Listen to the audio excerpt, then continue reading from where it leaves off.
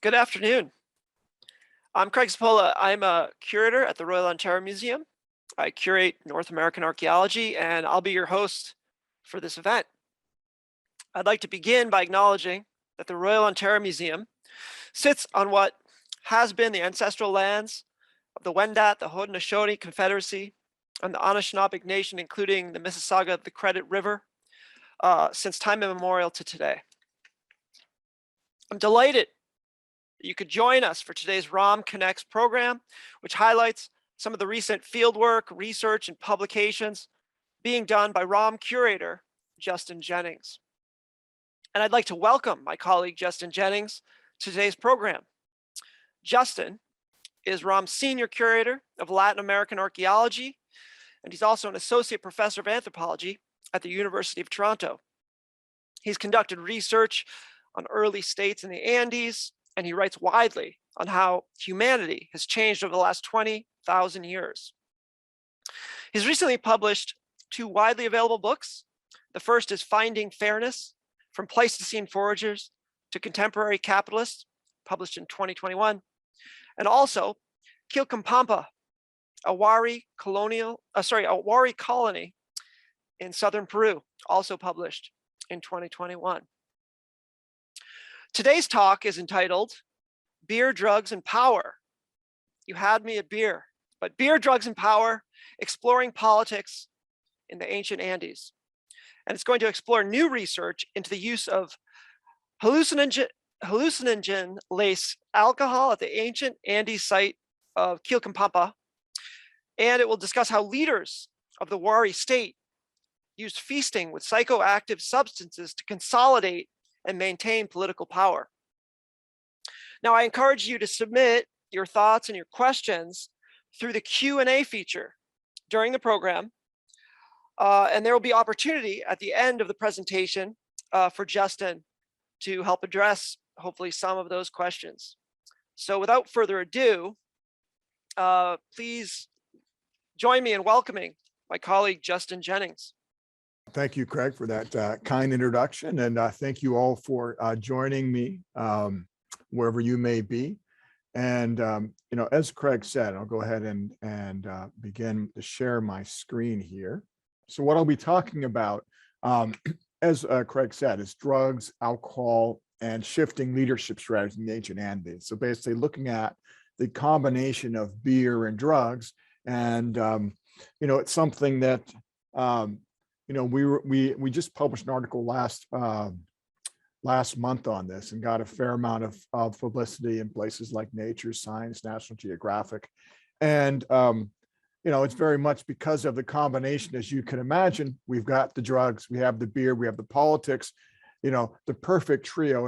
And so, it was something that folks got a little excited about. They clicked on it, maybe read for 2 minutes and went on their way. But what I'm hoping to do today is really get you to think a little bit more about the implications for what that means in sort of the broader scope of the Andes and history in general.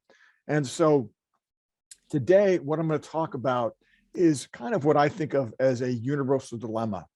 And that is that political leaders of any stripe have to answer two questions to their constituents. Why should they be in charge? And what are they doing for you? Okay, you'll see that, of course, with the liberals, conservatives in today's Canada, but you'll see that anywhere, wherever you have leaders that can be found. And they often build their answers on tradition. And then that tends to create path dependency, okay? Then you have the idea of political leaders then answering those questions, building on tradition. But then, of course, as conditions change, you need to change with the times. And so how do you actually forge a new path? So once again, it's an enduring question. And I'm going to answer that question looking at the ancient Wari from about 600 to 1000 AD. Some people call it the first state, the first empire, the first cosmopolitan polity, but it takes over much of present-day Peru during those 400 years. And before the Middle Horizon, so before this period where you have this broad Wari influence, the Wari heartland is organized around these sacred structures that look a little bit like this. Okay, it's hard to tell, but this is a small circular temple. Oftentimes you have interior features where you would have priests go into these places, come out with sacred knowledge, come out transformed in new ways. And these are coming from a tradition that dates all the way back, even before this, but to the first millennium BC in places like Chavin de Wantar. And what you see at Chavin is you have these illustrations of humans that turn into beasts. You actually see these in these heads stuck into the temple of what looks like a human that over time begins to emit sort of stuff from the nostrils, the eyes begin to change, and they become these great beasts. And they often are showing them with things like San Pedro. So you see the image on the left here of this cactus, which is a hallucinogenic cactus. So this is tradition that the people are using in this area before the Wari show up. And in places like Chavin, what would happen is these priests would take these drugs.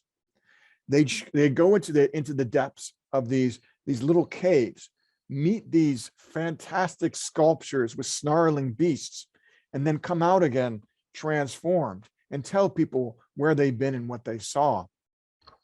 And among the drugs that they were taking is this anatenethera drug, which is a drug from the slopes of the eastern slopes of the Andes that grows in these trees. You go ahead and we'll talk a little bit about it more later, but it's known as Velca. It's a very powerful drug. And oftentimes what you do is you snort this drug. And this is an example here from the Yanomamo of the Amazon, is that it takes you to a very different place. These are strong, very strong, powerful hallucinogens that hit you like a brick. After a few minutes, you black out, you vomit, you do everything that you might associate with those folks who are familiar with things like ayahuasca. And then when you wake up, you're not there, right? You're seeing colors, you're seeing things, you're seeing serpents, you're seeing all sorts of different stuff, but you're not aware of your surrounding and what's there. You've gone someplace. When you come back again, you can tell people what you saw and the visions that you have and the ways in which perhaps to make your society better. So that is Wari. That's how drugs worked throughout much of the Andes, including the Wari area, for a long time. Now in the Wari area, where they first began, this place in Ayacucho, so they were smaller scale. It's villages, herders moving back and forth, fairly isolated. Everyone knew everybody, and you accepted how society works, right? Is that society works in the same way as it worked the generation before, the generation before, the generation before. You don't see a lot of distant things, so the faraway lands are exotic, they're hard to reach. And within this context, what I want to make clear is that secret knowledge and far off knowledge is so important, right? Your leaders are people that can somehow go from the familiar to the far away. And they do that by taking these powerful drugs. And they maintain their leadership primarily, I mean, through a variety of ways, but one of the key ways is by signaling those differences, right? Is that they're taking drugs so that they can serve you. And so what it creates in that land in Ayacucho in the years before Wari, and across much of Peru in the years before Wari, what I'll call a politics of difference. Okay, here you see, this is a textile from the coast, folks wearing masks and visiting, and once again with powerful drugs, the spiritual world. And so they're answering those two political questions. Why should I be in charge? I'm in charge because I'm categorically different from you. What am I doing for you? I'm going to places that you cannot go. Okay. So if I'm saying I'm a leader because of that difference. Yes, you know me, you know my family, but I can do things you can't do, and I'm doing it for you. And so drugs, as you can probably imagine, are so critical to that because they create those differences. They create the flight path to those other places. Now, let's get to Wari though, AD 600 to 1000. Wari is different because suddenly what happens is that for the first time, you have this truly expansive state, right? You have folks that are now interacting with each other uh, across great distances. You also have in that area big cities for the first time. So two big cities, Wari especially, but also the site of Quilcapampa here are growing. So instead of small villages, suddenly you have thousands of people that normally didn't interact with each other are now interacting with each other. And you've got to figure out, well, how do we live in a city? What's urban life like? You got to negotiate all these new kinds of conditions. You also, as I said, are beginning to interact with people that are 1,000 kilometers away. And Wari's building sites like the site of Pikiakta. And suddenly you're trying to navigate, okay, what's my relationship with other people? How do I begin to make sense of life, both in the cities and with these folks that for a long time were folks that were out there that were foreign? Okay, so what I'm trying to drive at here is that the problems are now quite different problems, where before it's about a politics of difference, where you're saying, yes, we all know each other, but this is why I'm different. Now you're trying to oftentimes bridge those differences when you're sitting together and trying to understand who you are in the city across great distances within a polity like the Wari. So now it's larger, more interconnected. The leaders are poorly known. You've got all sorts of new relationships, new trade relationships. Ideologies are different. Religions are different. Even what people eat or wear is different. And all this, you have this difference, but also a familiarity now with all sorts of difference and change. And so bridging differences becomes so much more important than it was before. Yes, you still need to signal your elite status. You're always going to do that as a leader. You got to show why you're different from everybody else. But you also have to bridge that difference. You have to say, okay, yes, you have to make yourself intelligible and understood to people in ways that you didn't have to before.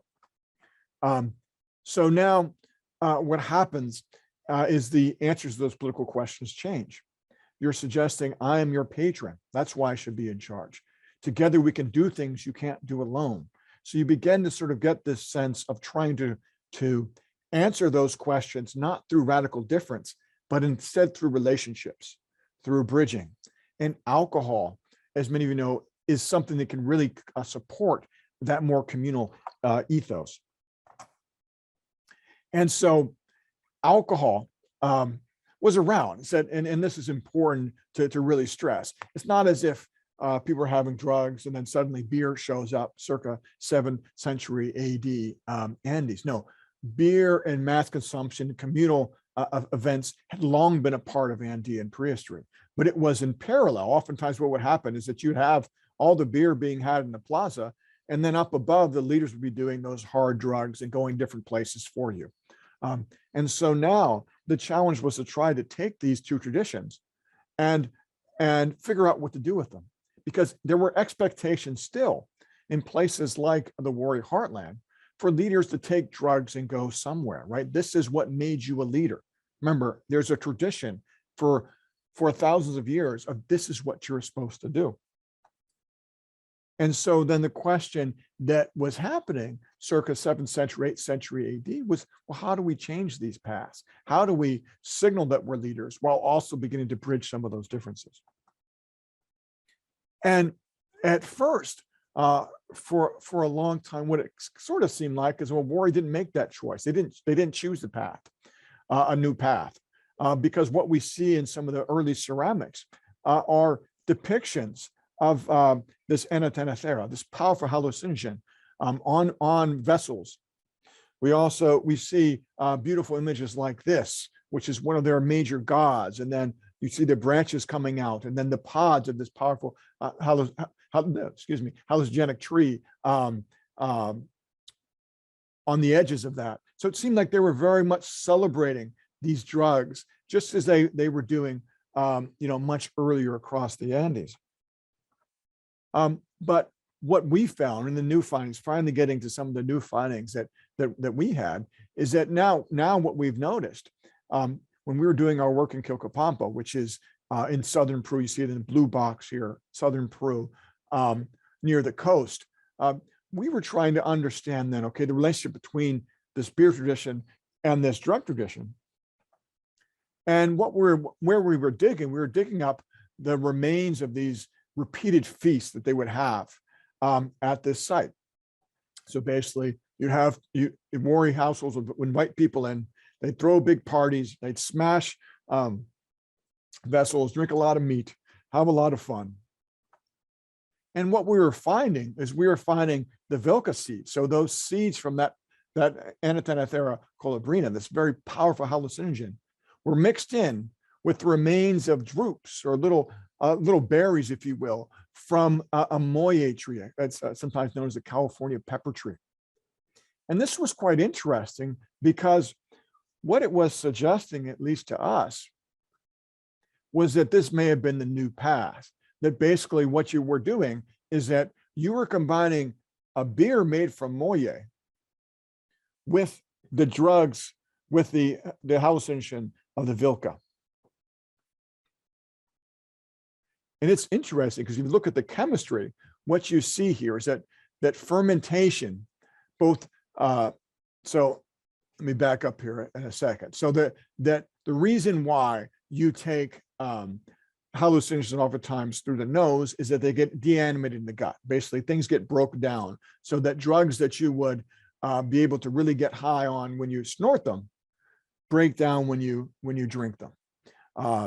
And so what we found, though, is through looking at the chemistry, looking at some other reports, we can go into the questions if you like, is that both fermentation and the particular chemistry of the moye drupes acted as MAO inhibitors, basically acted as they took out all those enzymes that made the hallucinogens not work. They basically took those out so suddenly you could get high by drinking, but only if you drank a beer made from this moye. And so what it ended up doing is it made it so that you could actually have a psychedelic experience while drinking, but more so, and importantly, it stretched out and smoothed out that psychedelic experience. It wasn't a big jolt out of my mind experience. Now you had an even out high that would last for hours. And so suddenly what you can see is it combines both of those experiences, right? Is that you are having an out of mind journey, but it's not such a journey that suddenly you don't know who's around you.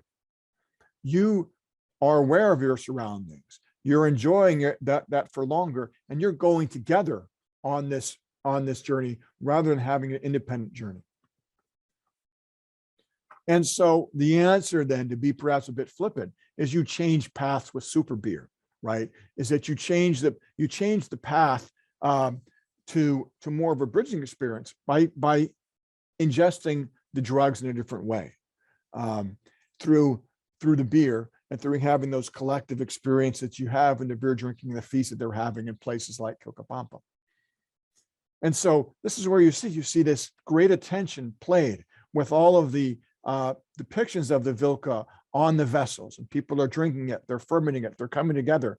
Oftentimes it looks like for feasts that would if there's any indication from the Andes today, that would likely last maybe even overnight or 2 days, where you are just having something and you're having an out of body different experience than you would with regular moye beer, because it has that extra psychedelic kick. But once again, you're having it together because it doesn't have that overwhelming kick that you would get if you just took the drug alone. And so through feast after feast, you can see this bridging that's happening as you bring in more people in the city together. They begin to build bonds together. If you begin to build bonds across cultural divides through this super beer. So you continue to do this over and over. You're creating the bonds of a new society for Wari, and creating the sort of ways in which the state can hold together. Because you're seeing this happening, and this is just different triangles for Wari sites. They're doing these same activities place after place after place, creating these bonds together in order to have bridge those divides, raise those leaders up, give people a sense of who they are as a sort of Wari cosmopolitan polity. And so therefore you see that, and the symbol oftentimes for the Wari is the cup. And the symbol later on for the Inca will be the cup too, that shared cup. For the Inca later on, it's going to be the corn beer, but for the Wari, it was that cup of oftentimes Velca-laced moye beer that was really something that got people to feel as if they were part of something new, and really changed paths in the Andes. So that's it. So thank you very much for listening. Yeah, I appreciate answering your question, going in greater detail about some of these issues.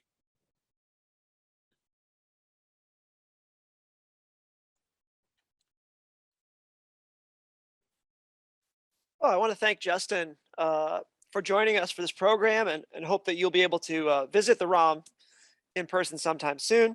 We'll now be answering some of your questions for the next few minutes. So as a reminder, please submit your questions through the Q&A feature, and we'll do our best to address some of those.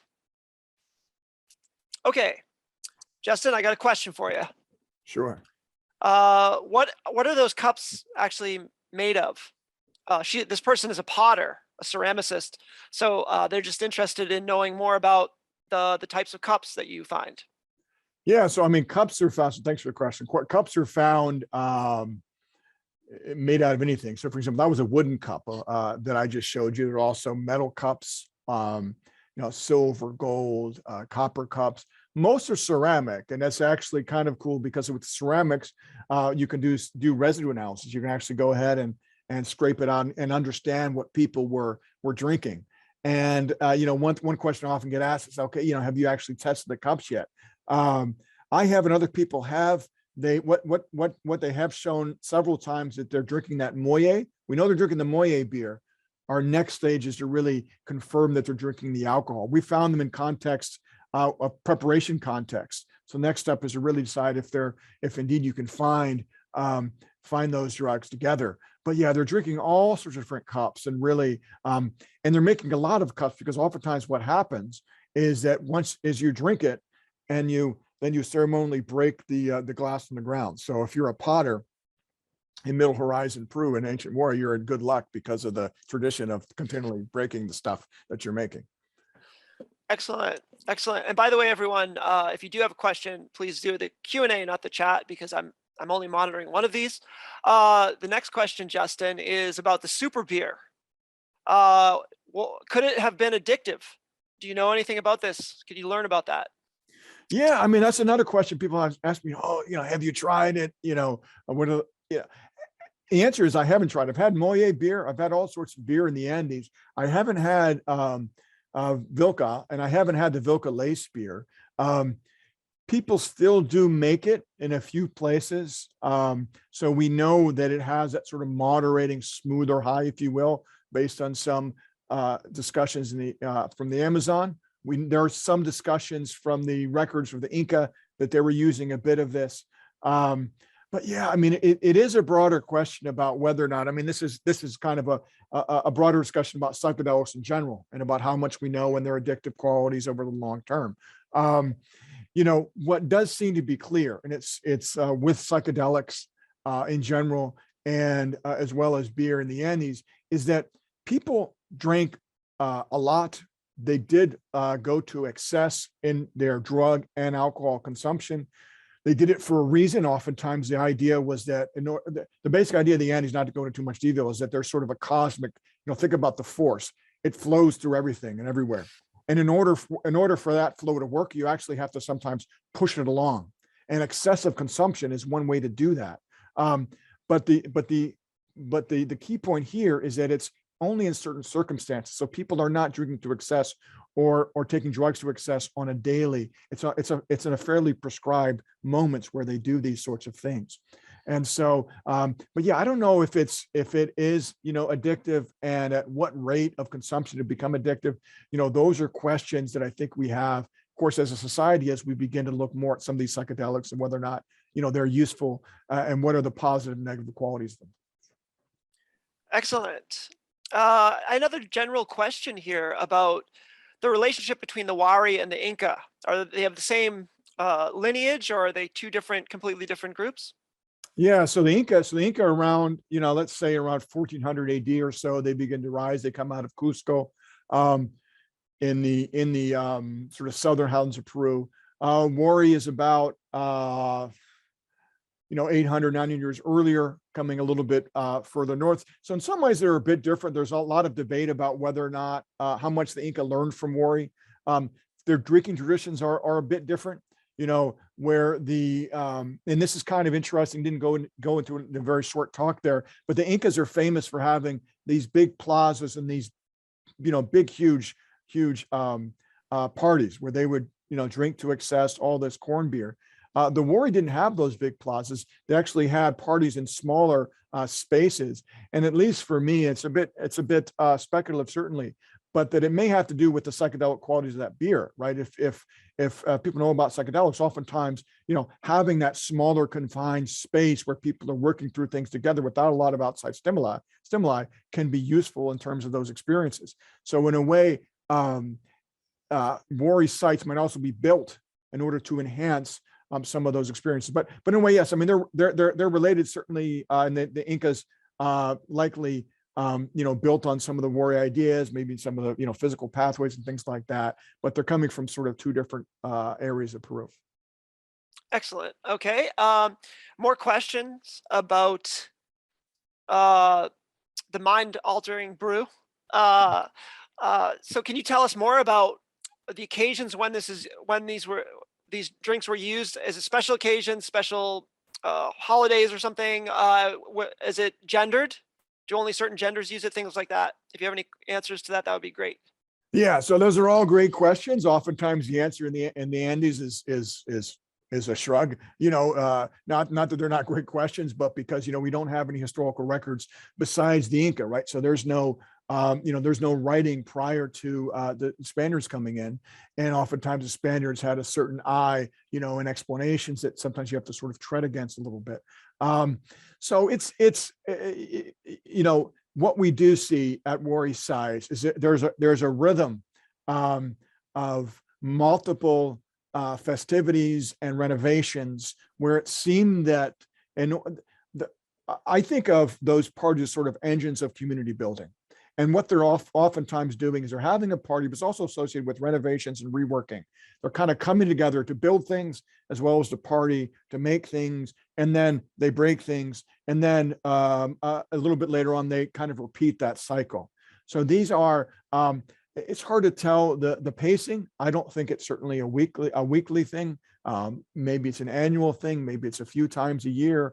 But another great question is the gendered aspect of it. Certainly with the Incas, we know a little bit more about is that you had this issue where women were making a lot of the beer, but then they weren't invited to the parties, right? So you started to begin this separation between the genders, and we're not sure if that's also the case with Wari.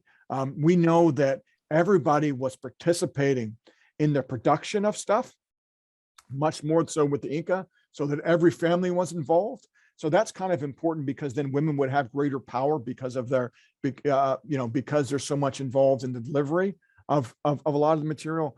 But it's oftentimes unclear what the rules were and who was invited and how those parties went down and the sort of tempo of them. Excellent. And more questions about the cups. Does the ROM hold any of these cups, and are they on exhibit? Yeah, we do have cups. We do have Wari and Tiwanaku cups. We do have Inca cups. There's lots of cups that you can see. We haven't tested those cups to know what they held. The Tiwanaku cups are kind of great. Tiwanaku is a culture about the same period just down in Bolivia, and they're cool because they have these flared cups that would be so wobbly you couldn't put them down. So you can imagine someone giving you that cup and, okay, I got to drink the whole thing because I can't put the thing down. And that may have been part of the design.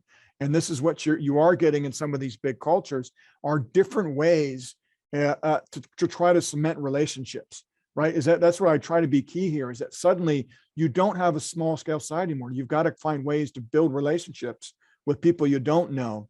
And oftentimes these parties are ways that you did it.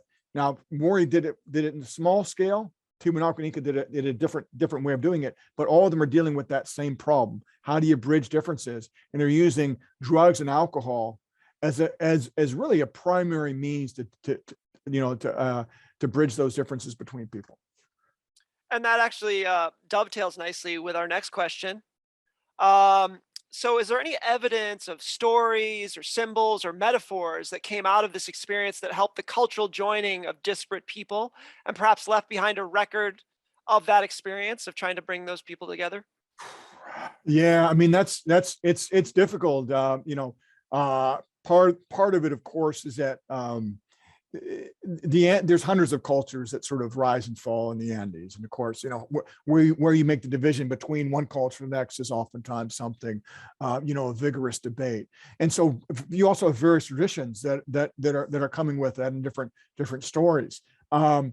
The problem that we have in the Andes, as we have, as Craig knows, in the rest of the Americas as well, is that, you had the Colombian counter, you have something 75, 80, 90% of the population is decimated in the first 100 years or so. You have lots of population movement in the Andes as people get moved around.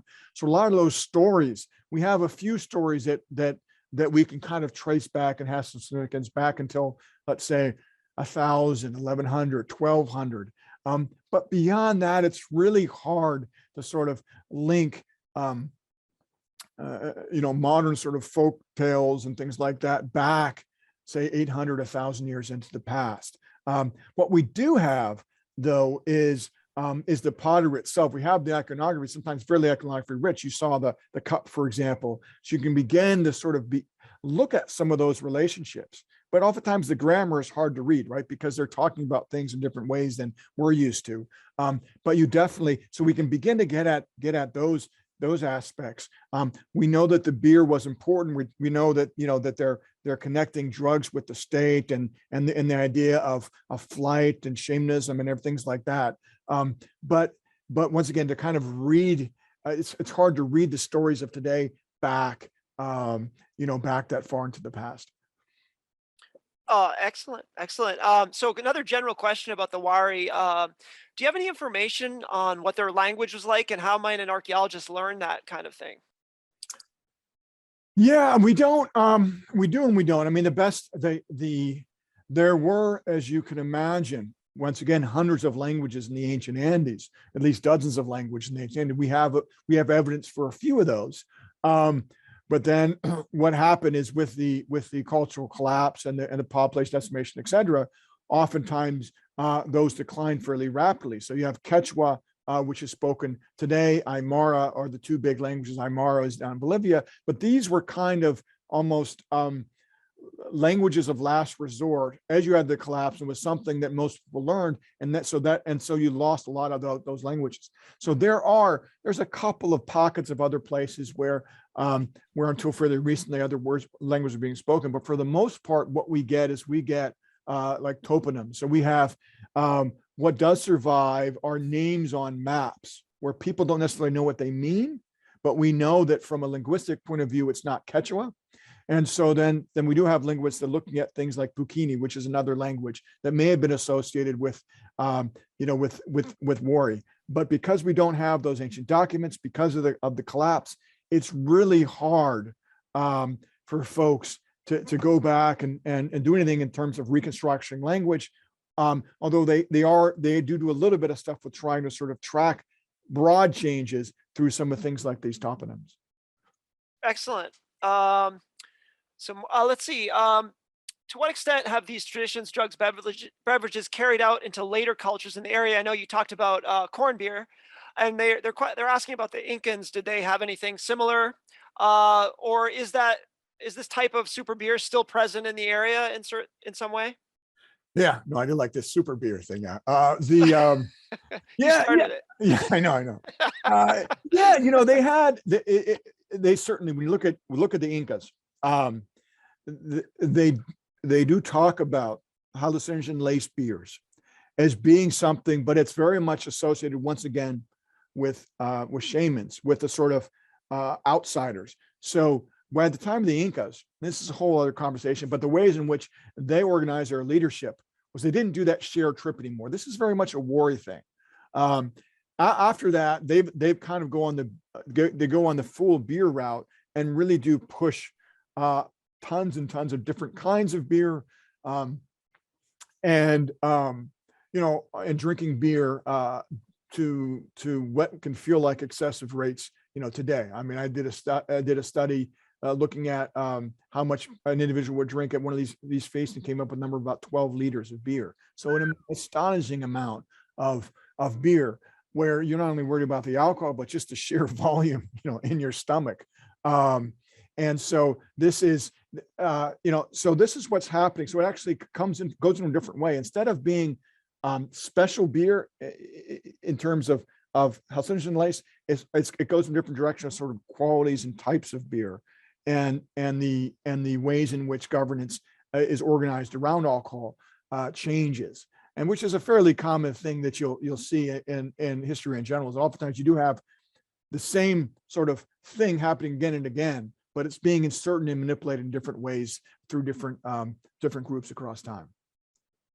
Okay, and when it comes to making this beer, do you have any more information on, the process, how long it would take, and even do you have any way to measure something like the alcohol content? Probably not, I'm guessing, as an archaeologist, but if you could talk more about archaeological perspectives on just the process of making this stuff, that would be wonderful. Yeah, I mean, alcohol content is pretty easy, just simply because you can look at Moët beer today, and there's not so much you can do in terms of changing alcohol content, because it's going to be based on a number of factors.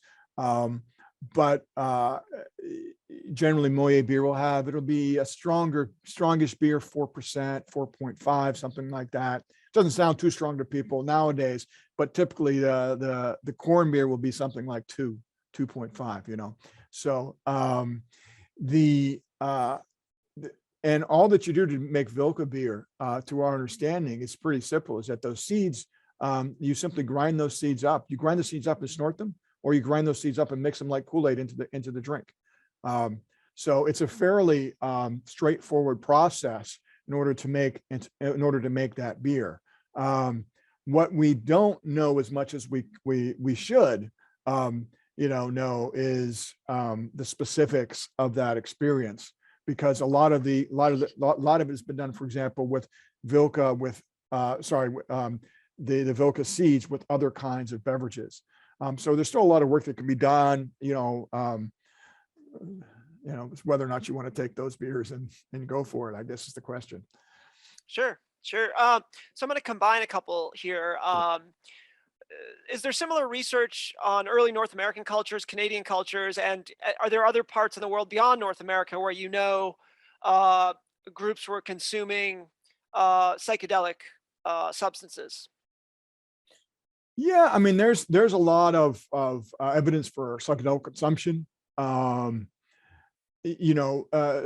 more. There are, as I hopefully made somewhat clear in the talk, is that there's oftentimes a drug line and then there's an alcohol line, and oftentimes those two don't necessarily come together.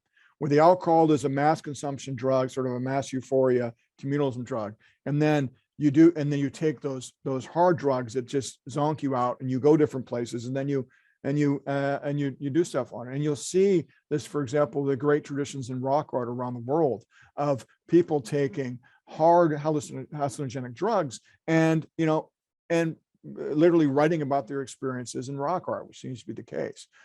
They're taking a lot of magic mushrooms different places around the world.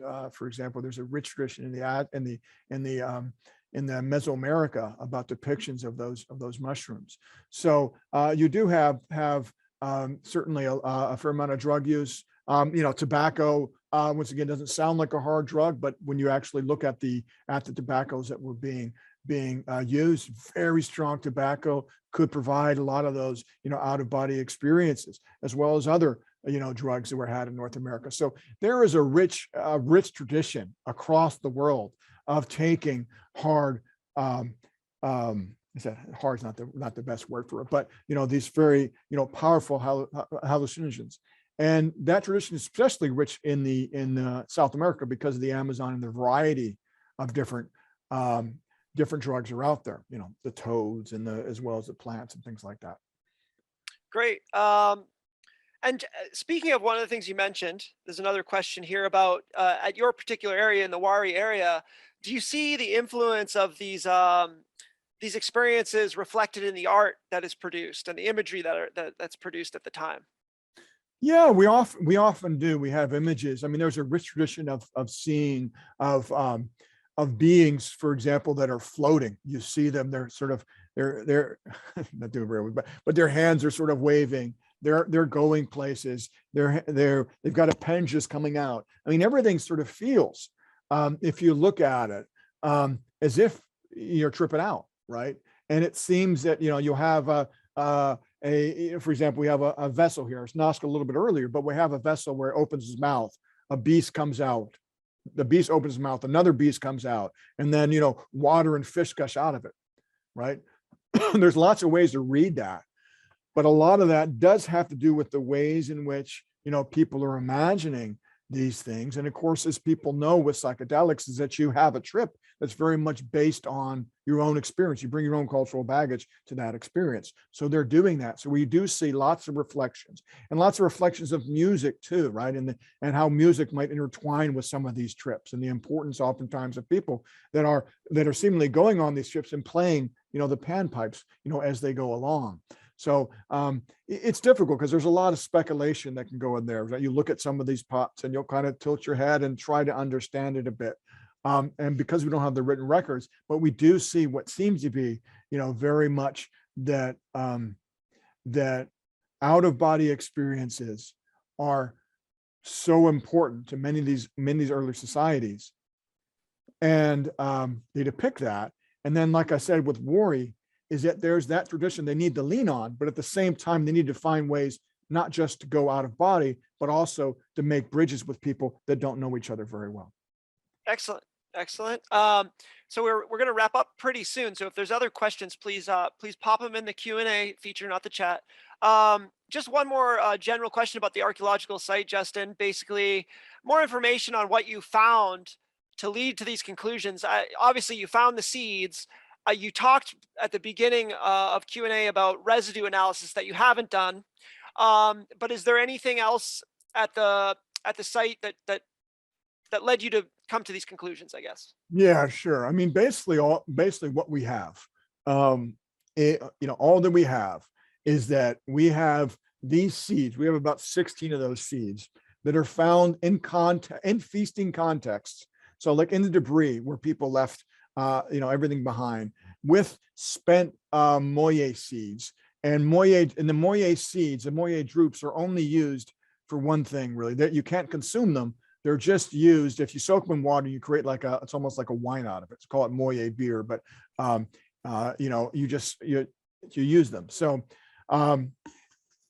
once again, I'd love to get the smoking gun. We'll begin to, we hopefully be able to do that, where we'll take some of the cups and get some of the residues. It's oftentimes easier said than done, because a lot of these cups we're learning, because we actually have done some of this work for looking at starches, is that they're used for many different things, right? So when you use a cup for 12 different things, it becomes difficult sometimes to get that signature that you want from them.